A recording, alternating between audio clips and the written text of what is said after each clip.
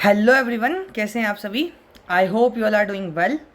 मैं हितेश दुबे आप सभी का स्वागत करता हूं आदर्श परिवार एवं आधुनिक नालंदा यूपीएससी एवं स्टेट पीएससी निःशुल्क कोचिंग क्लासेस के इस यूट्यूब प्लेटफॉर्म पे करंट अफेयर सीरीज़ के इस 6th वीडियो में आज हम चर्चा करने वाले हैं सैटरडे को आए हुए एक टॉपिक के बारे में, यानी 1 जून 2024 को आए हुए एक टॉपिक के बारे में। वो टॉपिक क्या कहता है? राष्ट्रीय राजधानी में बड़े हिस्से में नल सूखे, झुग्गियाँ भुगत रही खामियाजा। यानी बात की जा रही है हमारी राष्ट्रीय राजधानी के बारे में, दिल्ली के बारे में। दिल्ली में जो है वाटर स्कैरसिटी जो है वो देखने को मिल रही है, उसके ऊपर एडिटोरियल लिखा गया है। आज हम चर्चा करने वाले हैं इससे संबंधित जो करंट का मुद्दा है उस पर तो चर्चा करेंगे ही, साथ साथ ये भी जानेंगे कि इसके लिए कौन कौन से एक इनिशिएटिव हम ले सकते हैं। वो सारे इनिशिएटिव जो एक ट्रेडिशनल रूप से हम बताते हैं कि साहब क्या करो, पानी के लिए जागरूकता फैलाओ, ये करो वो करो, वो तो सब लिखे ही रहेंगे। एक यूनिक पॉइंट भी हम इसको लेके आएंगे जो इनडायरेक्टली हम इसको लिंक करेंगे। लेकिन एक पन दो काज की बात होती है ना, कि एक बोल सकते हैं कि ना, एक तीर से दो निशाने मार देना, उस तरीके से हम काम भी कर सकते हैं। बहुत सारे निशाने एक तीर से भी पढ़ सकते हैं, तो उस टॉपिक पे भी चर्चा करेंगे। सबसे पहले देख लेते हैं हमारे लिए इंपॉर्टेंट क्यों है, हम पढ़ क्यों रहे हैं इसको।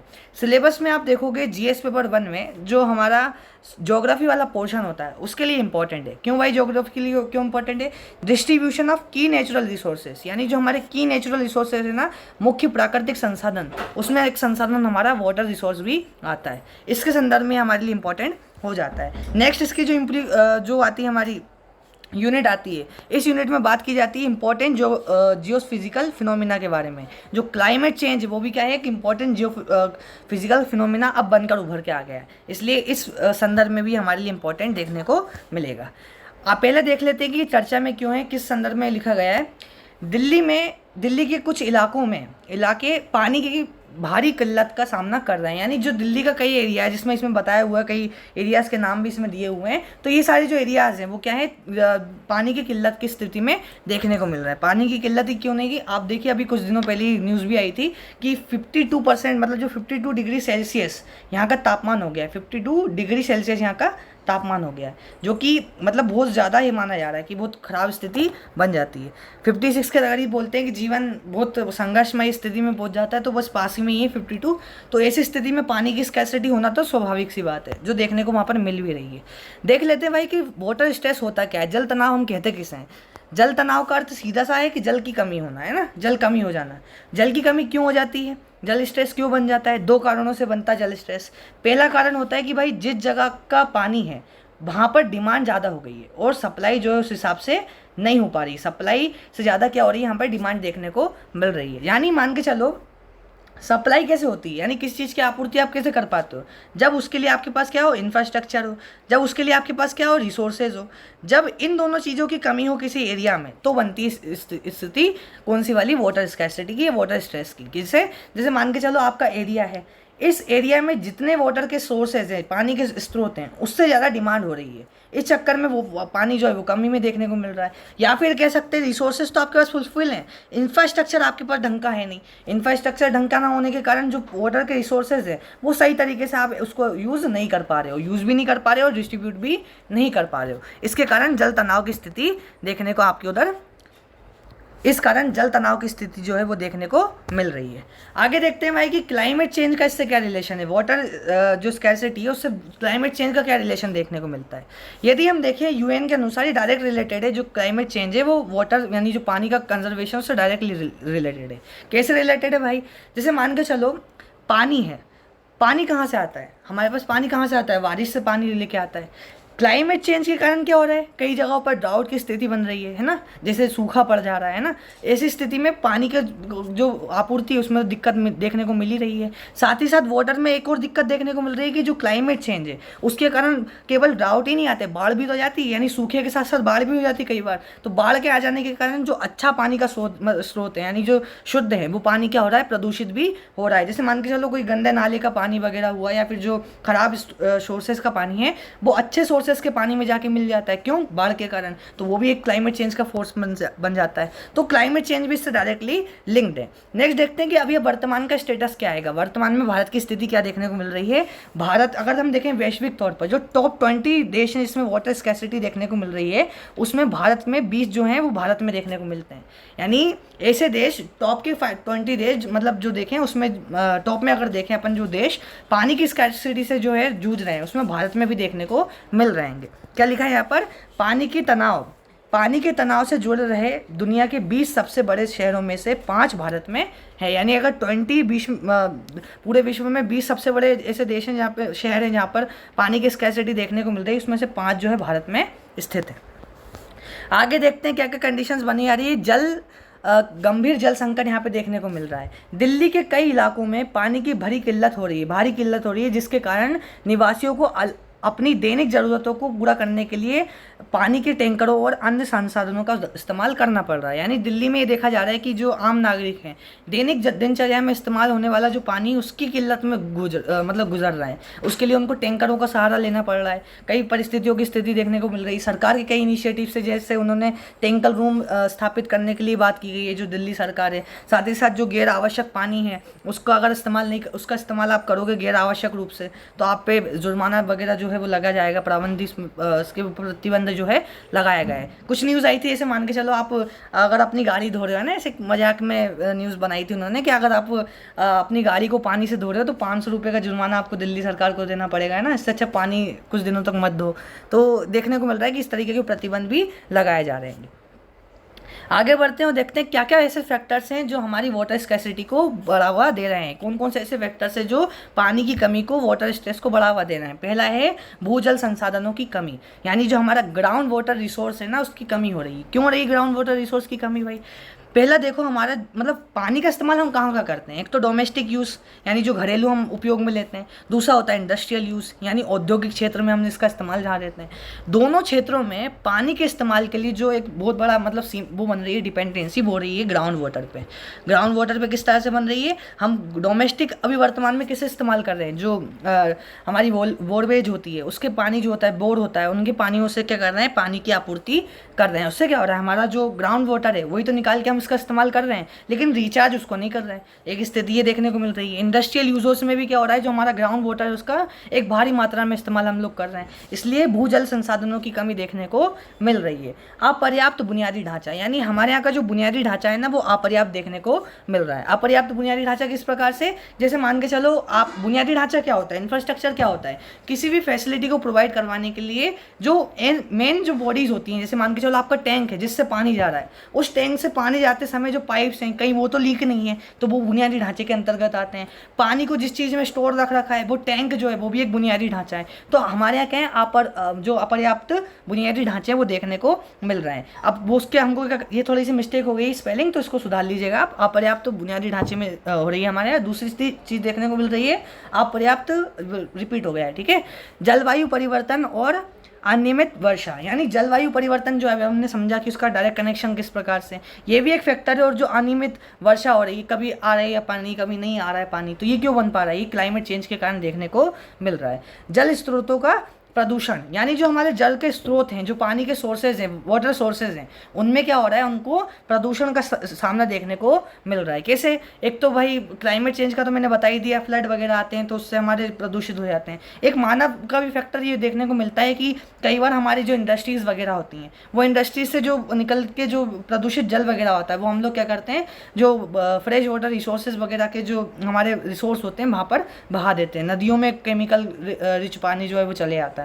ऐसी स्थिति में जो हमारे जल स्रोत हैं वो प्रदूषित हो जाते हैं। आगे देखते हैं कि इसके सॉल्यूशन हम लोग क्या कर सकते हैं। बहुत सारे सॉल्यूशन जो स्ट्रैटेजिकली हमको दिए हुए हैं, जो हम कई बार पढ़ते हुए, जैसे दिल्ली के संदर्भ में मेन एडिटोरियल तो हम बता सकते हैं कि यमुना नदी जो है उसका कायाकल्प रेजुविनेशन हम करें। नए जल स्रोत, जैसे कि मान के चलो अभी दिक्कत ये भी देखने को मिल रही है कि दिल्ली सरकार क्या कर रही है, जो पानी की दिक्कत है उसके लिए जिम्मेदार बता रही है कुछ पास वाले क्षेत्रों को, हरियाणा वगैरह को, कि ये पानी नहीं दे रहे हैं तो इसलिए सुप्रीम कोर्ट जा रहे हैं। तो सुप्रीम कोर्ट जाने के सिवा एक और काम ये कर सकते हैं कि अल्टरनेटिव सोर्स आप कर सकते हैं। हैं, जैसे हिमाचल प्रदेश का एक एरिया होता है, वहाँ पर मतलब हिमाचल प्रदेश से आप ले सकते हैं पानी, तो नए जल के स्रोत जो है हिमाचल प्रदेश से आप ले सकते हैं। ये एक सॉल्यूशन इसमें देखने को मिल सकता है। नेक्स्ट देखें रेन वाटर हार्वेस्टिंग। आप सभी को पता है रेन वाटर हार्वेस्टिंग, पानी जो हमारा ऊपर से आ रहा है, यानी जो हमारे रूफ है, हमारा जो छत है, उसमें जो पानी कलेक्ट होता है बारिश के समय, उसी का इस्तेमाल हम क्या करें, हमारे ग्राउंड वाटर जो है उसको रिचार्ज करने में इस्तेमाल कर लें। तो रेन वाटर हार्वेस्टिंग लगाएं हम। साथ ही साथ क्या कर सकते हैं, अपशिष्ट जल जो रिसाइकलिंग है, यानी जो हमारा वेस्ट वाटर है उसको रिसाइकल करें, जो हमारी सर्कुलर इकोनॉमी कहती है ना, सर्कुलर इकोनॉमी कि हम वाटर को क्या करेंगे। चलो आपके लिए क्वेश्चन है, लास्ट वीडियो में हालांकि अपन ने पढ़ा भी था, ऐसी कौन सी योजना है, उसका 2.0 वर्जन है ना एक योजना का, जो कि बात करता है जो अपशिष्ट जल है ना उसका मतलब उससे संबंधित है, लेकिन सर्कुलर इकोनॉमी के माध्यम से वो वाटर मैनेजमेंट पे बात करता है। सर्कुलर इकोनॉमी का हमको इस्तेमाल करना है, उससे वाटर मैनेजमेंट करना है। ऐसा कौन सी योजना है, ऐसी कौन सी स्कीम है, पिछले वीडियो में हमने पढ़ी थी, है ना, थंबनेल देखकर भी समझ में आ जाएगा। तो नेक्स्ट क्या है भाई, अब से जल रिसाइकलिंग हमको करनी है, जल संरक्षण के लिए जागरूकता हमको फैलानी है। हर स्कीम में हम देखते हैं जागरूकता की कमी देखने को मिल रही है। जागरूकता का अर्थ क्या होता है, लोगों को इसके बारे में पता होना कि वाटर की स्थिति कैसे देखने को मिल रही है। आप बताइए जाकर कि अफ्रीका की जो राजधानी है, साउथ अफ्रीका जो है, मतलब वहाँ की राजधानी जो है, वहाँ पे पानी ख़त्म हो गया है। पेट्रोल पंप में जैसे पेट्रोल मिलता है उस प्रकार से पानी मिल रहा है। ये सब चीज़ें जो है, ये डेटा आप जाकर उनको बताएं, तो इससे जागरूक होंगे नागरिक, वो पानी का इस्तेमाल जो है, जो वो अनावश्यक रूप से कर रहे हैं, उसको करना रोकेंगे। नेक्स्ट क्या कर सकते हैं हम, नेक्स्ट कर सकते हैं कि मूल्य निर्धारित कर सकते हैं। जैसे एक सॉल्यूशन बताया जा सकता है, लेकिन हाँ कई मामलों में बोल सकते हैं कि इंक्लूसिविटी को थोड़ा, क्योंकि हमारे यहाँ के कई ऐसे लोग हैं जो भी वर्तमान में, अब जैसे आपने देखा होगा प्रधानमंत्री अन्न योजना जो है, जन कल्याण अन्न योजना, उसके माध्यम से हमने 80 करोड़ लोगों को मुफ्त अनाज दिया है। यानी इतने लोग हमारे अपने लिए खाना जो है वो अफोर्ड नहीं कर पा रहे हैं। तो ऐसी स्थिति में हम देखें, हम अगर उनसे कहें कि पानी भी खरीद कर पियो, तो ऐसी स्थिति में उनके लिए तो नुकसान की स्थिति बन जाएगी। लेकिन फिर भी दिल्ली ऐसे ऐसे क्षेत्र हैं जहाँ पर अधिकतर जो रहने वाले लोग हैं, जो अर्बन एरिया में रहने वाले लोग हैं, जो अफोर्ड कर सकते हैं, उनके लिए पानी का मूल्य का निर्धारण हम करें, ताकि जो वो वाटर का इस्तेमाल कर रहे हैं, वो वाटर को वो सही इस्तेमाल से मतलब सही रूप से इस्तेमाल करें।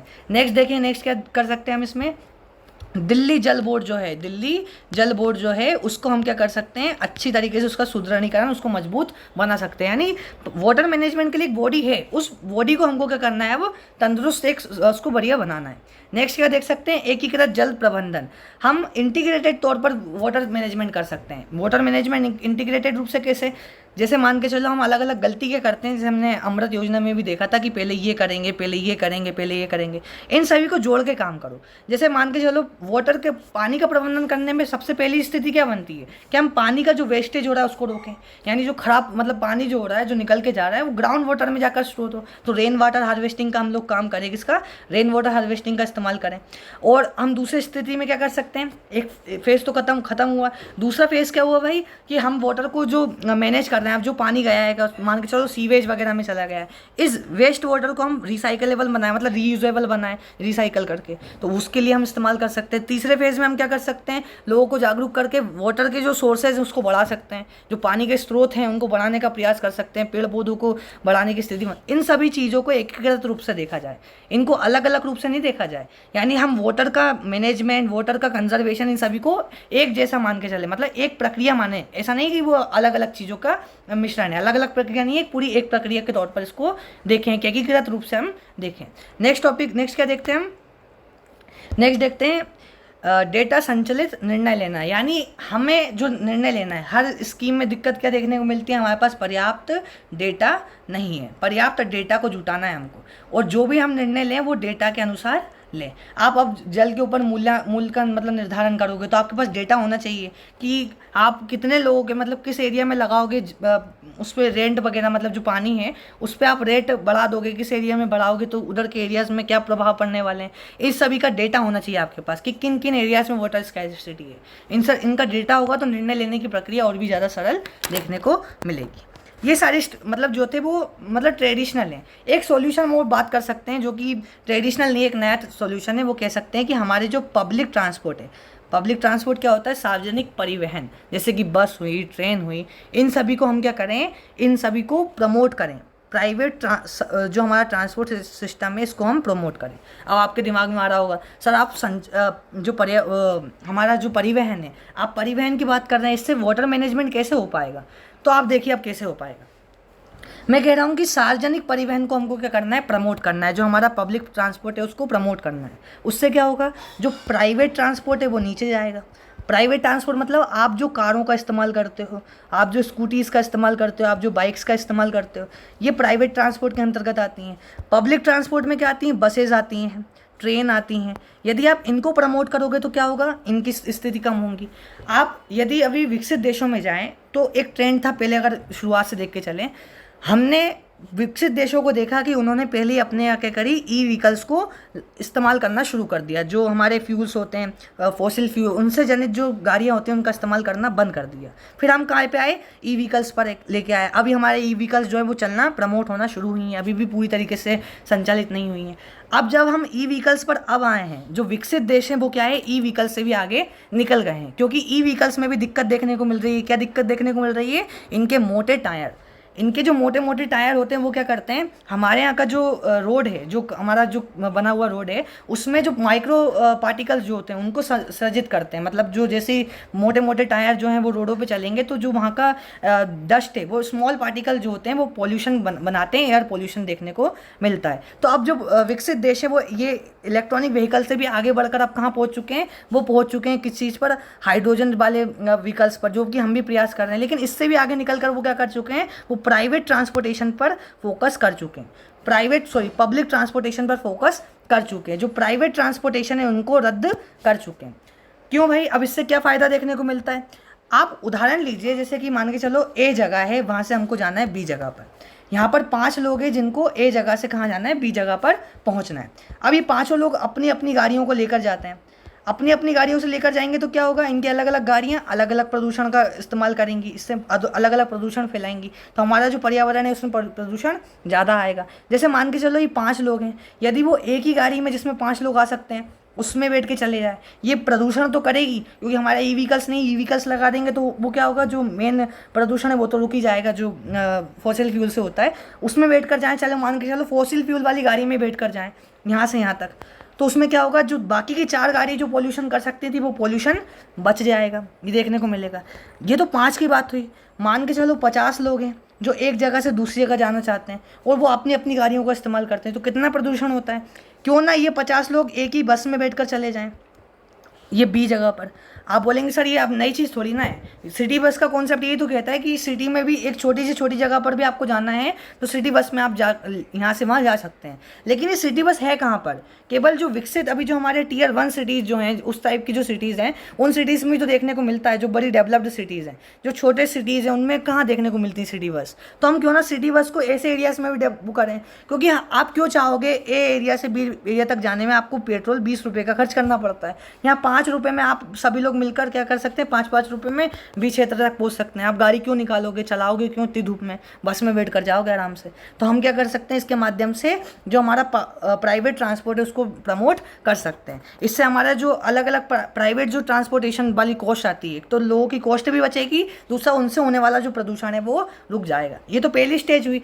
दूसरी स्टेज में हम क्या कर सकते हैं, इन प्राइवेट ट्रांसपोर्टेशन को भी हम कर सकते हैं इलेक्ट्रोनाइज, यानी इनको क्या कर सकते हैं, विद्युतीकरण कर सकते हैं इनका, यानी हम इलेक्ट्रिक व्हीकल्स को इनमें भी प्रमोट कर सकते हैं। अभी बसेस वगैरह के बारे में आपने ज़्यादा सुना नहीं होगा कि इलेक्ट्रिक बसेस चल रही हैं साहब, तो इनके ऊपर ज़्यादा फोकस करना चाहिए हमें कि हम इलेक्ट्रॉनिक बसेस का इस्तेमाल करें। उससे क्या होगा, हमारी जो बसेस भी थोड़ा बहुत प्रदूषण फैला रही हैं वो भी हम क्या हो कम कर सकें। साथ ही साथ जो इलेक्ट्रिसिटी जो बन रही है, इलेक्ट्रिसिटी भी आज हमारे यहाँ पर्टिकुलर किस पर डिपेंड करती है, कोयले पर। हमारे यहाँ की जो अधिकतर हम जो बनाते हैं, मैक्सिमम इलेक्ट्रिसिटी जो प्रोड्यूस कर रहे हैं वो कोल पर आधारित है, यानी जो कोयला जो है ना उस पर केंद्रित है। तो क्यों ना हम इसको ख़त्म करके जो रिन्यूएबल सोर्सेज ऑफ एनर्जी हैं उन पर फोकस करें, जिससे ये इलेक्ट्रॉनिक व्हीकल जो है वो और भी ज़्यादा इन्वायरमेंट फ्रेंडली हो सके। इससे क्या क्या फ़ायदे होंगे, एक फ़ायदा तो होगा भाई वाटर वाला कैसे होगा सर आप बताओ। जैसे मान के चलो आपने बड़े बड़े रोड बना रखे हैं, ये रोड क्यों बनाए आपने, ये रोड बनाए क्योंकि गाड़ियों को निकलना है, गाड़ियों की संख्या बढ़ती जा रही है, इसलिए ये रोडों की संख्या भी बढ़ती जा रही है। पहले आपने सुना होगा आपके क्षेत्र में कहीं ना कहीं कि पहले 2 लेन हाईवे थे, फिर 3 लेन हुए, फिर 4 लेन हुए, अब 6 लेन की बात की जाती है। क्यों हो रहा है ऐसे? दिन ब दिन हम रोडों को क्यों बढ़ा रहे हैं? कम कभी नहीं करते, बढ़ाते क्यों हैं रोडों को? कारण है बढ़ती हुई गाड़ियों का घनत्व, बढ़ती हुई जनसंख्या, जिसके कारण हमारी जो गाड़ियां हैं वो भी बढ़ रही हैं। अब गाड़ियां बढ़ेंगी तो उनको निकलने के लिए जगह चाहिए, तो हम रोड बनाते हैं। रोड के आसपास के जो पेड़ पौधे हैं उनको हटाते हैं, जो आसपास के खेत हैं उनको खरीद कर रोड में लेके आते हैं। तो इससे क्या होता है? पेड़ पौधों का भी नुकसान होता है, और जो कृषि युक्त भूमि है वो हमारी रोड में चली जाती है, रोडों में चली जाती है। अब ये तो पर्यावरण पर प्रभाव पड़ा ही पड़ा, लेकिन ये जो हमने जो कंक्रीट की जो जाल बिछा दिया है, ये कंक्रीट के जाल के कारण जो रेन वाटर हमने देखा ना, हमारे यहाँ पहला दिक्कत क्या हो रही है कि ग्राउंड वाटर रिचार्ज नहीं हो पा रहा है। अब हमारा ये कंक्रीट के जाल बिछा देगा तो ग्राउंड वाटर रिचार्ज कैसे होगा? पानी इस पर से बहते बहते शहर के बाहर निकल जाएगा। जो धरातल पे जिसमें पानी जाना चाहिए था, जिससे वाटर रिचार्ज होता हमारा, वो तो नहीं हो पाएगा। तो हम पब्लिक ट्रांसपोर्ट को प्रमोट करके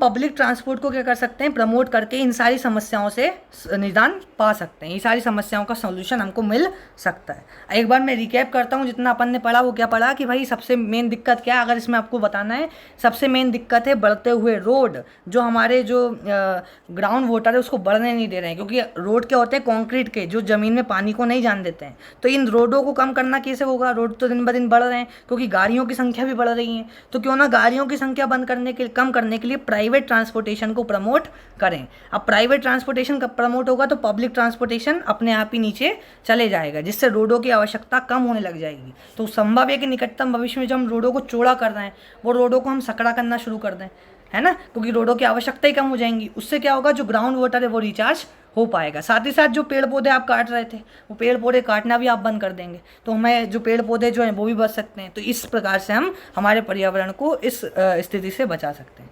तो आई होप कि इस टॉपिक आप लोगों को समझ में आया होगा।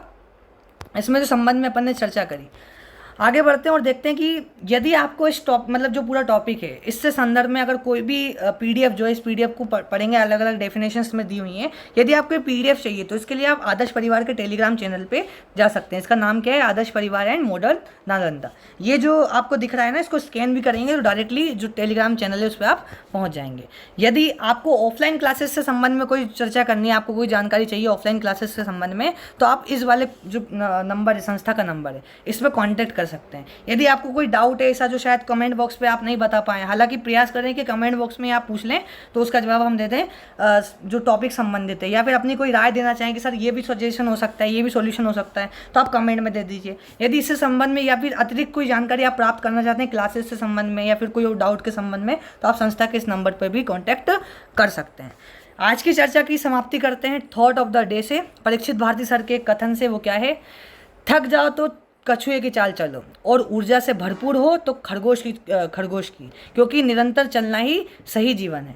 कहना क्या चाहते हैं? यदि आप थक जाएं तो किसकी चाल चलें? आप कछुए की चाल चलें, जो कछुआ धीरे धीरे चलता है लेकिन निरंतर चलता है। यदि ऊर्जा आपके पास पर्याप्त है तो ऐसी स्थिति में क्या करें? आप खरगोश की चाल चलें, यानी तेज चाल चलें, लेकिन चलना आवश्यक है, यानी कोई ना कोई कदम उठाते रहना आवश्यक है। तो आशा करता हूँ कि आज का जो एडिटोरियल होगा वो आपको समझ में आया होगा। इससे संबंध में जो डाउट हो आप पूछ सकते हैं, और इसी प्रकार के किसी और नए एडिटोरियल के साथ मिलेंगे बहुत जल्द।